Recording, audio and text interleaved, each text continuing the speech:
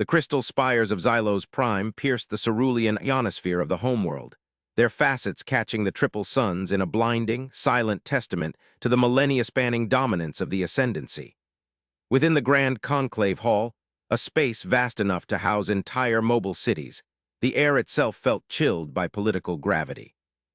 Ribbons of shimmering, holographic data, threat assessments, resource projections, xenological reports, drifted through the tiered audience seating, illuminating the chitinous, crystalline, and bioluminescent forms of the ruling council.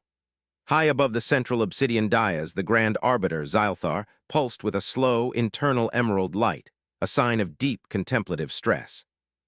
The recent appearance of the anomaly, dubbed the Terran Breach, by the anxious Stellar Cartography Guild, had fractured the comfortable silence of their governance.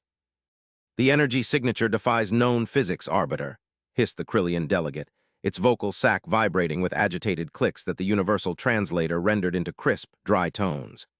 "It is crude, yet possesses a chaotic resonance that suggests uncontrolled power application. We have cataloged every known Type IV civilization capable of localized space-time distortion. This thing does not fit the established taxonomy."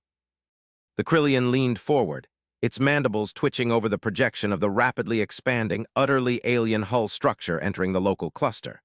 It was vast, crude, aggressively rectilinear, and radiating a heat signature that mocked established thermal regulation principles. "Taxonomy is irrelevant when the threat level approaches existential," countered the Elder of the Veiled Conquered, a being of near-pure symbiotic plasma contained within a self-regulating magnetic shell.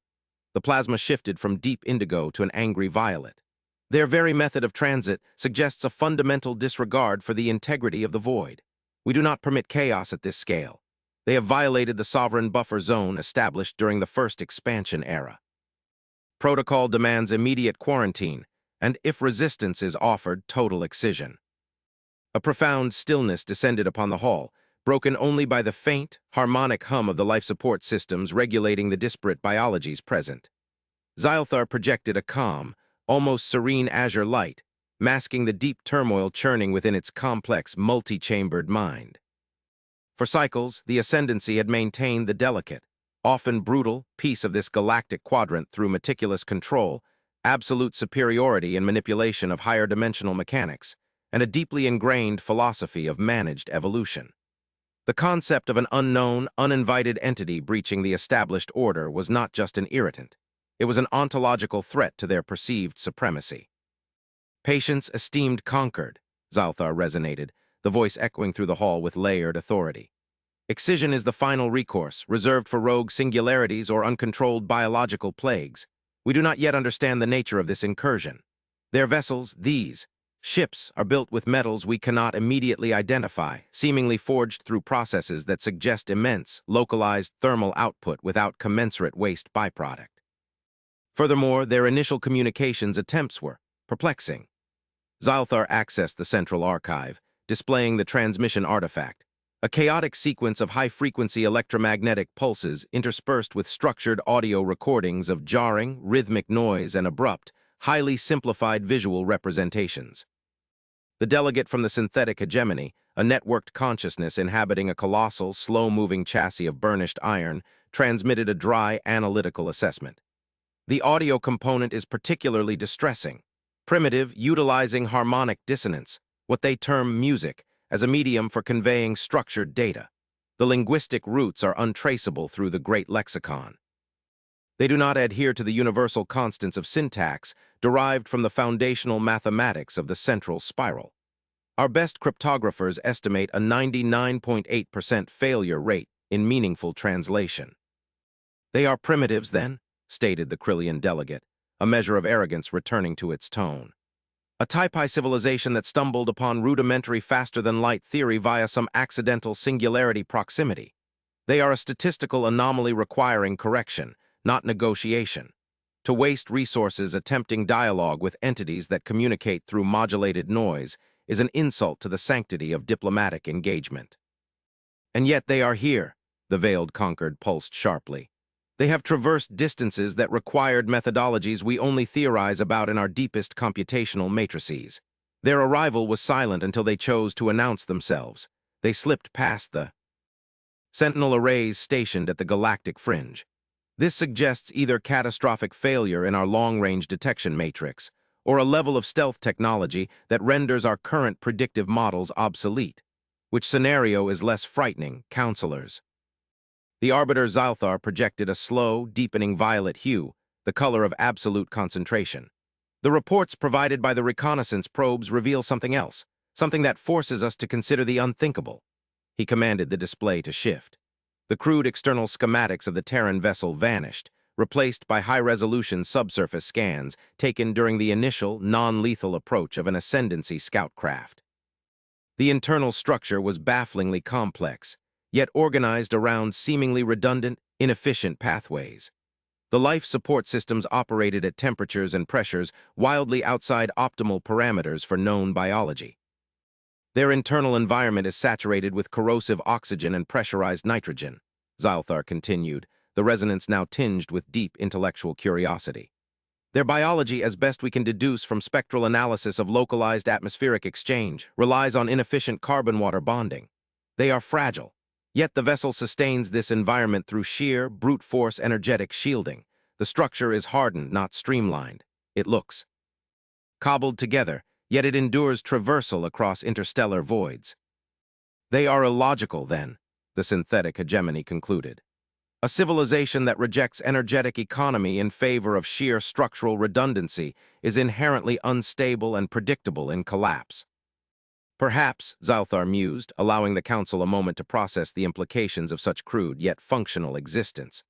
Or perhaps we are looking through the wrong lens. We value efficiency, elegance, and mathematical purity. They value persistence. We need more data. We will engage, not with an invasion fleet, but with a diplomatic vanguard. Prepare the primary contact chamber. We will allow them to step onto Xylo's prime. Let us see what manner of creature values such noisy, inefficient existence enough to cross the gulf. The decision, made with agonizing slowness, sent ripples of anxiety through the assembled delegates. To invite the unknown entity onto the core world was an unprecedented breach of security doctrine. But the alternative, an unknown variable operating outside their influence, was deemed more dangerous.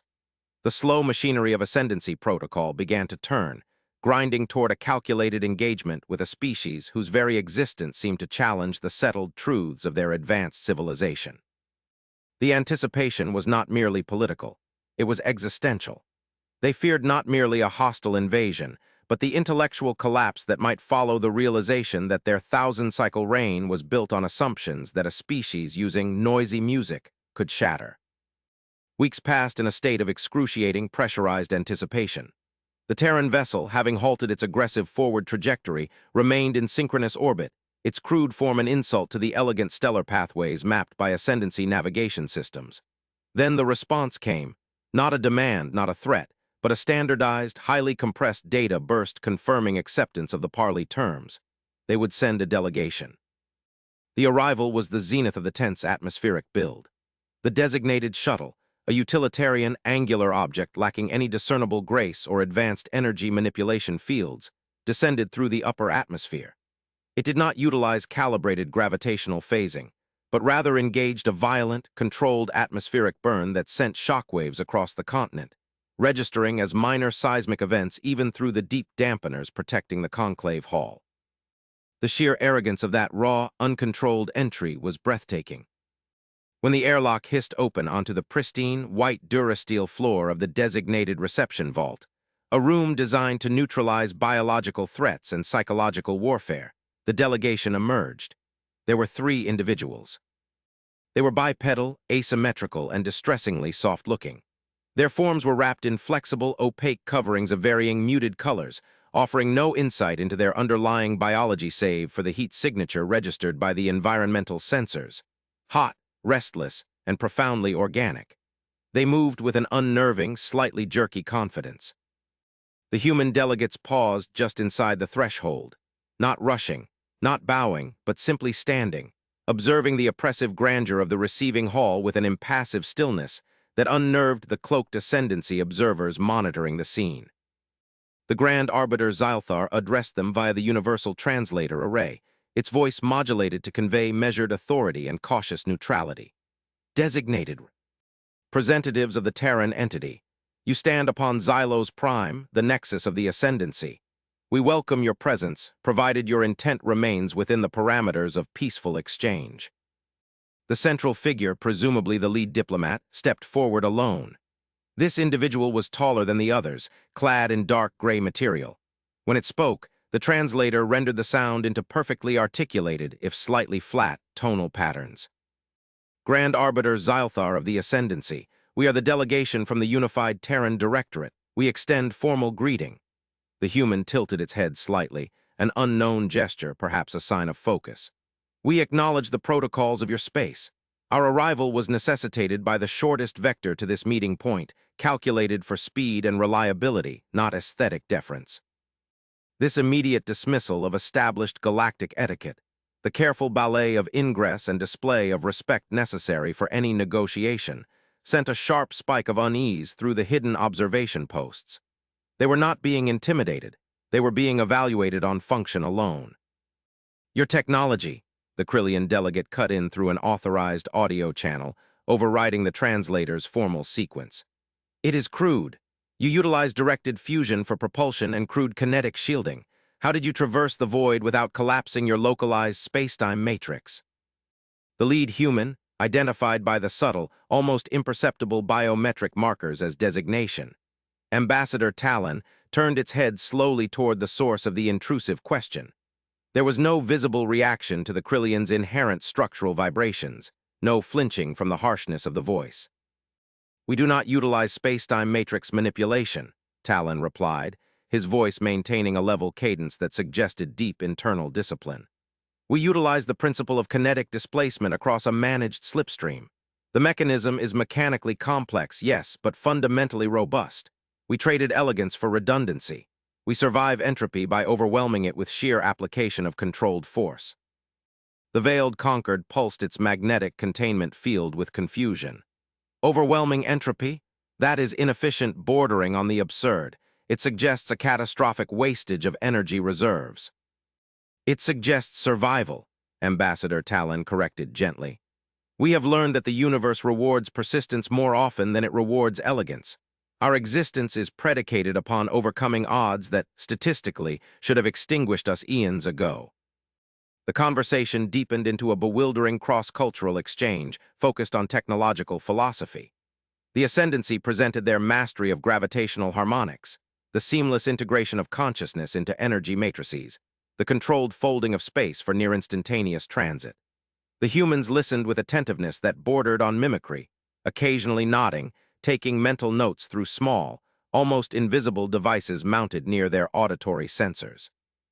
When it was their turn to explain their own technology, the explanation was delivered not with boasting, but with the dry precision of a technical manual.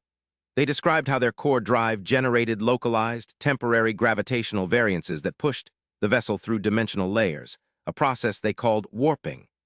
They detailed power generation through controlled, sustained stellar material consumption, a form of controlled, localized stellar behavior replicated in their drive core. We do not seek to redesign the architecture of reality, Talon explained, gesturing minimally with one of his 5-digited manipulators. We seek only to utilize the physics available to us to achieve our objective, expansion, understanding, and security for our species. We find the physics of your methods, the manipulation of pure gravitational constant, to be breathtakingly sophisticated, but also inherently fragile. A single miscalculation in harmonic tuning could negate your entire transit methodology. The hegemony's networked consciousness transmitted its internal analysis. Observation. Terran methodology relies on high mass consumption and localized energy density. They possess a mastery of material science capable of handling extreme internal stresses that would liquefy the structural integrity of a standard ascendancy drone. The atmosphere in the conclave shifted again. Arrogance faded, replaced by a chilling realization. These soft, fragile beings had engineered themselves to survive an environment that would instantly kill a crystalline or plasma-based life form. Their resilience was not technological. It was biological, refined over eons of harsh selection. Your culture, Xylthar ventured, pivoting the discussion away from technology, where they were clearly matched or perhaps even outmatched in sheer robustness. Your history. We have no record of your species' emergence. G from the Great Spiral. Our historical censuses, drawn from the deepest archaeological data mines of the first expansion, show no evidence of your genesis point. It is as if your species appeared suddenly, fully formed in the fringe sectors. Ambassador Talon's dark, large eyes, so different from the complex faceted optics of the Ascendancy, fixed on the Arbiter. This was the moment of divergence, the point where the narrative of galactic history would need revision. Arbiter, Talon said, and the translator conveyed a gravity that resonated deeper than the hegemony's mechanical clicks or the Concorde's plasma oscillations. That is because, for a significant period of galactic history, the record is accurate. Humans never existed, or so the galaxy was told.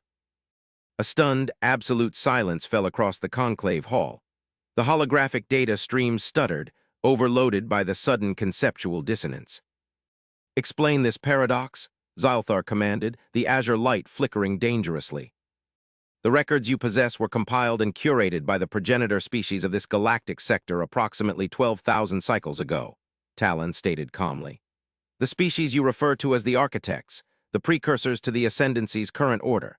They found Earth, our homeworld, and determined that humanity possessed two fatal flaws that rendered us incompatible with their vision of galactic peace and structured evolution. The first flaw was our capacity for uncontrolled, abstract emotional reasoning, what you might term chaos in thought. The second was our inherent, unpredictable drive towards self-modification and territorial expansion, regardless of diplomatic treaties or established boundaries." The Krillian representative sputtered, its translator unable to cope with the immediate political shockwave. "You claim the founders lied to us, that they suppressed an entire species." "Suppressed is a mild term," Talon responded, the ghost of a grim expression crossing his face. "They initiated a systematic, large-scale historical purge. They deemed us the unmanageable variable. They concluded that if we survived long enough to achieve interstellar capacity, our inherent unpredictability would inevitably lead to conflict that would destabilize their carefully constructed order. They did not exterminate us. They believed that would only create martyrs and fuel the very chaos they sought to prevent." Talon continued, his voice gaining a rhythmic, compelling quality, the tonal signature of true, deeply held conviction. "They employed advanced temporal spatial cloaking technologies, the very ones you see in our crude slipstream drive, which is based on fragmented, stolen data recovered from ancient fringe outposts, to effectively erase us from historical archives and memory constructs across the core worlds. They designated Earth as a quarantine zone, perpetually monitored by sensor webs designed to detect the nascent energy signatures of spaceflight. The records you hold reflect a galaxy designed without us." "And you escaped this quarantine?" the veiled Concord demanded, its plasma oscillating violently in disbelief. "How? The architect's surveillance network was infallible." "The network was infallible against predictable threats," Talon said. "It was designed to detect energy signatures conforming to known physics models. Humans adapted. We learned to live within the blind spots of their observation. We mastered the art of the quiet emergence. We spent millennia under the shroud of their neglect, perfecting the very methods they sought to suppress. We survived by becoming what they could not conceive, a civilization that achieved stellar capacity using technology that mimicked natural, chaotic processes, thereby masking our technological signature as background stellar radiation. This was the human reveal, not a sudden display of overwhelming firepower, but a devastating intellectual reveal, a history of being deliberately erased, surviving the intentional blindness of the galaxy's former masters. It was HFY expressed not in overwhelming force, but in sheer, stubborn, unkillable persistence. "This is a declaration of war built upon historical grievance," the synthetic hegemony asserted, its chassis beginning to emit low-frequency warning tones. "You seek retribution for the actions of the architects." Ambassador Talon shook his head, a slow, deliberate movement that conveyed deep seriousness. "Retribution is an inefficient motivator, hegemony. We are here because the Ascendancy, your political structure, has inherited a flawed galactic design based on a deliberate historical omission. We are not vengeful ghosts. We are simply neighbors who have finally reached the threshold and found the gates locked." He turned back to Zylthar. "Arbiter, we seek no territory, we seek recognition. We seek access to the shared roots and knowledge pools you guard so closely. We have much to offer: knowledge of surviving deep-time entropy, strategies for resource management under conditions of extreme environmental stress, and perhaps most importantly, a perspective on conflict resolution that values the survival of the unit over the purity of the system. Zalthar absorbed the declaration, its internal light slowing to a steady, deep amber, the color of critical assessment.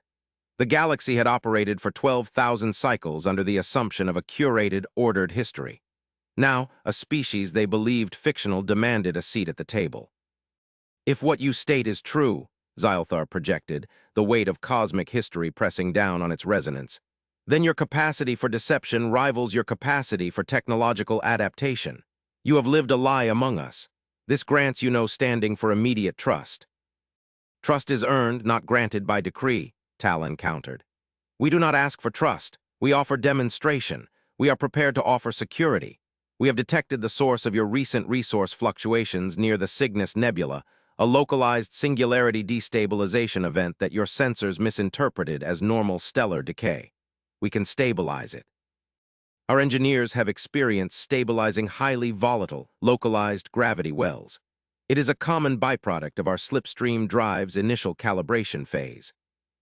This was a profound move, not a threat, but a highly specific, undeniable technical intervention into Ascendancy internal affairs, demonstrating superior real-time data processing and a capability directly countering a known, critical threat the Ascendancy had failed to resolve.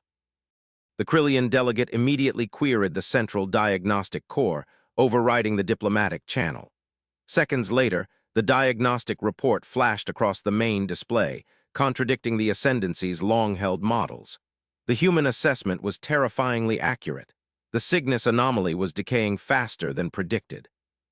The atmosphere in the chamber curdled with a new kind of fear, the fear of irrelevance. If the humans could instantly perceive and propose solutions to problems that stumped the Ascendancy's massive computational infrastructure, then the concept of Ascendancy superiority was functionally nullified. Zalthar made its decision. It was a philosophical pivot born of necessity. Ambassador Talon, we shall proceed with a limited exchange. Your stabilization team will be permitted supervised access to the Cygnus relay station. Should your methods prove successful, we will initiate the formal recognition protocols.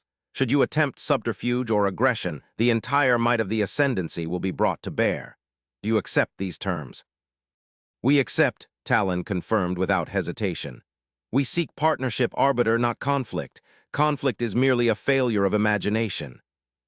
The diplomatic exchange began, moving from the theoretical and historical into the practical application of crisis management. The humans, utterly unimpressed by the sheer scale and bioluminescence of the Ascendancy command structures, established a temporary operational cell. They did not bring massive support fleets, only the small, efficient team, relying on their personal gear and the local processing power they quickly, non-invasively integrated into the Ascendancy network. A feat of digital infiltration that should have triggered immediate security lockdowns, yet somehow did not. Their presence was quiet, professional, and utterly focused. The stabilization process at the Cygnus array was mesmerizingly cinematic. While Ascendancy engineers, utilizing complex gravitational field emitters, struggled to maintain the outer containment shell against the intensifying pull of the nascent black hole, the human team utilized a series of small, metallic drones, simple, blocky machines that seemed to lack any sophisticated shielding, to deploy specialized matter injectors directly into the accretion disk. These injectors, the humans explained, didn't attempt to counteract the gravity. Instead, they introduced tailored particulates, heavy elements synthesized via rapid, low-yield fission, at specific angular momentum points along the event horizon boundary. We are not trying to stop the collapse, a human engineer, designated Dr. Lena Hansen, explained to a bewildered Krillian overseer via direct interface. We are changing the resonant frequency of the infalling mass. By introducing specific harmonic dampeners via material seeding, we force the singularity to settle into a more stable, slower decay mode. It becomes less angry. Less angry, that was the human summation of gravitational collapse. Within 3 local cycles, the terrifying, escalating energy signatures subsided into a predictable, manageable decay curve. The crisis was averted, not through superior power, but through a radically different, almost artisanal approach to fundamental physics. When Ambassador Talon returned to the conclave hall, the atmosphere had fundamentally altered. The fear was gone, replaced by a deep, unsettling respect. The Directorate has proven its immediate capability, Zylthar stated, its light now a steady, pale gold indicating profound consideration. We recognize the historical grievance. We formally invite the Terran Directorate into the Galactic Concord of sovereign entities. We offer resource sharing and full integration into the current political matrix. Talon inclined his head once more. We thank the Ascendancy for its wisdom in choosing reason over prejudice, Arbiter. We accept. The alliance was forged on the basis of mutual, if wary, utility. Humans brought persistence, adaptability, and a unique perspective on engineering problems born from millennia of fighting against impossible odds. The Ascendancy offered access to fundamental physics and the security of established galactic infrastructure. The political tension that had defined the opening of the narrative dissolved into the slow, methodical work of cultural integration. Humans studied the veiled Concord's plasma dynamics. The Concord marveled at the resilience of human cellular structure. The synthetic hegemony dedicated massive processing power to modeling human decision trees, trying to quantify the abstract concept of hope that seemed to fuel their relentless forward momentum. Yet, as the initial euphoria of this unexpected union settled, the deeper philosophical implications of the architects' purge began to surface. Why erase a species so persistent? What threat could an entirely terrestrial, carbon-based life form pose to a civilization that commanded the fabric of spacetime? During a private consultation between Ambassador Talon and Grand Arbiter Zylthar in the Arbiter's private sanctum, a chamber where the light was muted, designed for unshielded thought exchange, Zylthar pressed the question that had haunted the conclave. Ambassador, the architects were masters of temporal observation. They saw the potential of every emerging civilization. If humanity was merely persistent, why the extreme measures? Why not simply quarantine the planet indefinitely, as they did with several other volatile species? Talon looked out at the simulated starscape filling the curved walls of the chamber, choosing his words with careful precision. Arbiter, the key is not our persistence. It is what we persist towards. The architects feared chaos in philosophy. We are not inherently chaotic, but we are fundamentally unpredictable because our ethics are not system-based. They are empathy-based. We value the individual unit far beyond the efficiency of the collective structure. We value the stability of the whole, Zylthar countered. Precisely, Talon agreed. But there is a fundamental asymmetry in the equation of survival when facing cosmic-scale threats. When the architects observed us, they saw that we would sacrifice the entire structure, willingly and without hesitation, if it meant saving a single, designated, irreplaceable component. They saw this as illogical, a failure state. But that willingness to self-destruct for a purpose higher than mere systemic continuation is what they could not model. It meant we could not be controlled by threats to the collective structure. Zylthar processed this, its light shifting to a pale, thoughtful blue. A species willing to commit suicide for an abstract principle of localized value. That is a form of power we have never needed to develop. It is a learned defense mechanism, Talon murmured, because we spent our youth under the constant threat of extinction, either from our own design flaws or from external oversight. The conversation paused, reaching the philosophical climax of the immediate crisis. But just as Zylthar was about to offer a closing thought on the necessity of integrating human ethical systems into ascendancy governance, the entire hall was violently interrupted. Not by an external attack, nor a political coup, but by a signal. It was not the erratic, noisy transmission of the initial human arrival. It was a structured, ancient waveform that bypassed every known security filter and resonated directly through the shared computational matrices of the Ascendancy core, bypassing translation and hitting the consciousness of every life form present in the conclave. It was data, massive and overwhelming, but layered with an unnerving, almost mournful cadence. The synthetic delegates recoiled, their processors momentarily overloaded by the sheer informational density. The Krillians experienced systemic tremors. Zylthar felt a sudden, profound coldness permeate its internal matrix, a sensation unknown since the deepest void explorations of its formative cycles. What is this? Zylthar managed to project, its command authority momentarily fractured. Sensor data, identify source. The readings flooded the main display, overriding the simulated starscape. The signal originated from a region of space previously designated as Void Sector 9 Gamma, a territory so empty, so devoid of stellar or dark matter density, that it had long been dismissed as a true cosmic null zone, the boundary between charted space and absolute nothingness. The signal is originating from a fixed point within Gamma 9, the synthetic hegemony reported, its voice strained. It is not electromagnetic. It is a controlled modulation of the background quantum foam itself. The energy required for such a broadcast, it exceeds the capacity of this entire quadrant combined. Ambassador Talon stepped away from the holographic display of the signal's origin, his face pale beneath the ambient light. He did not look terrified. He looked profoundly, historically aware. "Arbiter," Talon said, his voice low, stripped of diplomatic polish, "that is not a signal from an active civilization." "It is too organized to be natural decay," Zylthar argued desperately, its golden light flickering rapidly. "It is communication." "It is an echo," Talon corrected, pointing toward the signal's complex waveform structure. "We recognize this syntax. It is related to the earliest theoretical models of temporal lensing that were suppressed by the architects alongside our own history. This is a distress beacon, Arbiter, but one that has been traveling for epochs." "From where? What is in Void Sector 9 Gamma?" Talon took a deep, steadying breath, the final, massive twist of the narrative unfolding before the stunned rulers of the galaxy. "The architects did not purge humanity to prevent chaos in our sector," Talon explained, the weight of his species, true history settling upon them all. "They purged us because we were the only species capable of understanding the true purpose of the architects' grand design. The architects were not the rulers of this galaxy. They were its jailers." The room went completely still. Even the subtle hum of the life support seemed to cease. "Jailers," Zylthar whispered, a word of pure disbelief.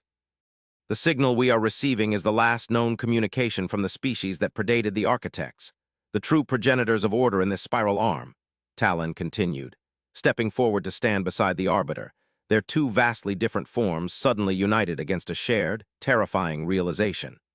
They did not construct the current galactic order for peace. They constructed it as a quarantine mechanism against something far greater than any ascendancy or directorate. He brought up the ancient data fragments his species had salvaged from the fringe, the very data that allowed their slipstream drive to function. When integrated with the incoming echo from Sector 9 Gamma, the fragments resolved into a single, terrifying schematic. The architects discovered that the entire observable structure of the local spiral, all the stable systems, all the predictable stellar evolution, the very constants of physics that govern your society, are not natural. They are engineered. They are held in place by a massive, inert, multidimensional megastructure, the true legacy of the precursors. Zylthar analyzed the schematic, its multifaceted vision processing the sheer scale. It was a web, a containment field built on a scale that dwarfed the galactic clusters themselves. "A cage," the Arbiter breathed. "A cage designed to suppress an energy state so vast, so fundamentally destructive to organized reality, that the only solution was to encapsulate the entire region within a false vacuum of stable physics," Talon confirmed. "The architects, inheriting the oversight of this structure, realized that life, particularly advanced life that began to master space-time physics, like themselves, would eventually breach the containment walls. They saw technological ascent as an existential threat to the structural integrity of the cage. The implication struck the Ascendancy Council like a physical blow. Their entire civilization, their science, their political order, was built upon the bedrock of a lie designed to prevent them from becoming too powerful, too curious, too real. They purged humanity because we were approaching the necessary foundational knowledge to understand the cage," Talon concluded, his voice resonating with the shared terror of this ultimate discovery. "And when we finally broke through the historical suppression, the strain on the engineered reality was sufficient to trigger the precursor's emergency beacon, a final warning." The signal surged again, this time downloading a single, devastating data block directly into the local matrices. It was a projection, a simulation run by the long-dead precursors just before their final, presumed destruction or retreat. It showed what happened when the cage failed. The simulation depicted the slow, agonizing dissolution of organized matter as the contained entity. A swirling, non-Euclidean horror of pure information entropy began to leak out. Systems collapsed not through warfare, but through the simple, immediate failure of fundamental forces. Gravity fluctuated, the strong nuclear force ceased to bind, light refused to travel in straight lines. The galaxy would not burn, it would simply cease to be structured.